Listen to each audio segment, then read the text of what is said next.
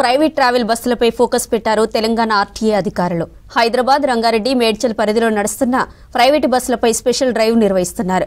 కర్నూలులో జరిగిన private travel bus ప్రమాదంతో రవాణా శాఖ అధికారులు అప్రమత్తమయ్యారు. నిబంధనలకు విరుద్ధంగా నడుపుతున్న ట్రావెల్స్ పై ఆర్టీఏ అధికారులు కొరడా జలిపిస్తున్నారు. తనిఖీలు చేస్తూ ఎక్కడికక్కడ సీజ్ చేస్తూ ఫైన్లు వేస్తున్నారు. 3 రోజుల్లో 143 ప్రైవేట్ ట్రావెల్ బస్సులను సీజ్ చేశారు.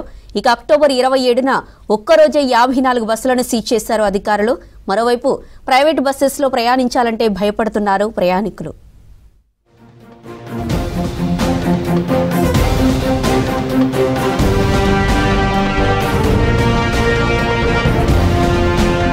హైదరాబాద్ నుంచి పలు ప్రాంతాలకు వెళ్తూ రాకపోకలు సాగిస్తున్న ప్రైవేట్ ట్రావెల్స్ పై ఆర్టీఏ అధికారులు తనిఖీలు ముమ్మరం చేశారు.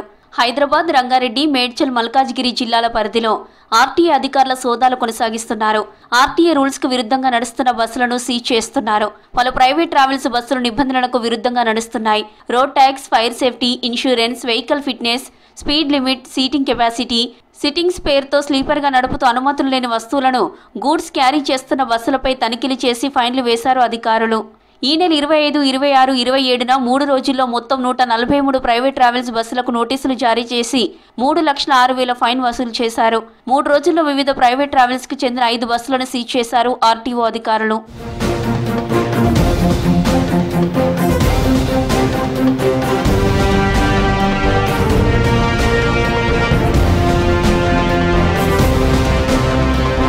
హైదరాబాద్లో వివిధ పనులు, ఉద్యోగాలు, చదువుల కోసం ఏపీ, కర్ణాటక రాష్ట్రాల వారు ఇక్కడ నివసిస్తున్నారు.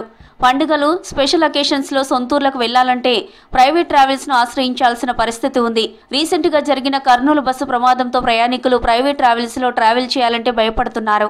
ప్రభుత్వ నిబంధనలకు విరుద్ధంగా నడుస్తున్న బస్సుల యజమానులపై కఠిన చర్యలు తీసుకోవాలని ప్రజలు డిమాండ్ చేస్తున్నారు. రైలు, ఆర్టీసీ బస్సులు బెటర్ అంటున్నారు పబ్లిక్. కాకపోతే మొన్న యాక్సిడెంట్ అయినప్పటి నుంచి మన ఆర్టీసీ డిపార్ట్మెంట్ వాళ్ళకు కొంచెం రెస్పెక్ట్ ఇస్తున్నారు. మేము కూడా వాళ్ళకు టైంకు తీసుకెళ్తాము, హ్యాపీగా జర్నీ తీసుకెళ్తాము. ట్రావెల్స్లలో వెళ్ళకండి, ఆర్టీసీ సేఫ్. బండి ఏమైనా ఫెయిల్ అయినా కూడా వేరే బండి ఎక్కించే ఛాన్స్ ఉంటుంది మా దగ్గర. ట్రావెల్స్లో అయితే ఉండదు. మళ్ళీ మరి టికెట్ ఛార్జెస్ పెట్టుకొని పోవాలా మేడం. ఈ ప్రభుత్వం వచ్చినాక కొంచెం మారింది మేడం.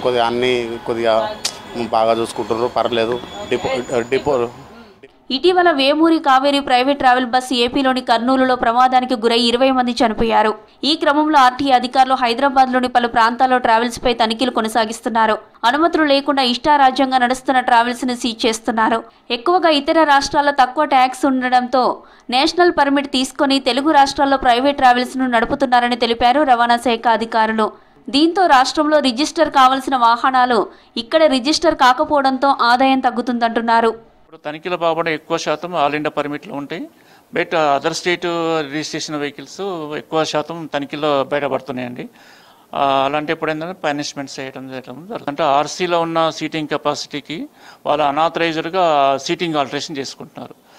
మాకు తెలియకుండా అది జరుగుతుంది. అది మేము తనిఖీలో భాగం చేసినప్పుడు మాత్రం బయటకు వస్తున్నాయి. వాటికి తగ్గట్టు పనిష్మెంట్ ఇస్తున్నాము.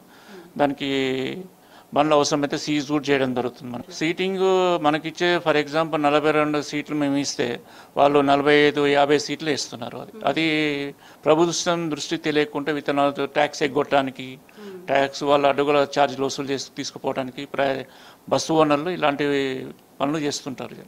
బస్సు ఓనర్లకు విజ్ఞప్తి చేసిందంటే యాజ్ పర్ ఆర్సీ ప్రకారంగా ఏముందో దాని ప్రకారంగా నడవాలని చెప్పి మా డిపార్ట్మెంట్ విజ్ఞప్తి వాళ్ళకు.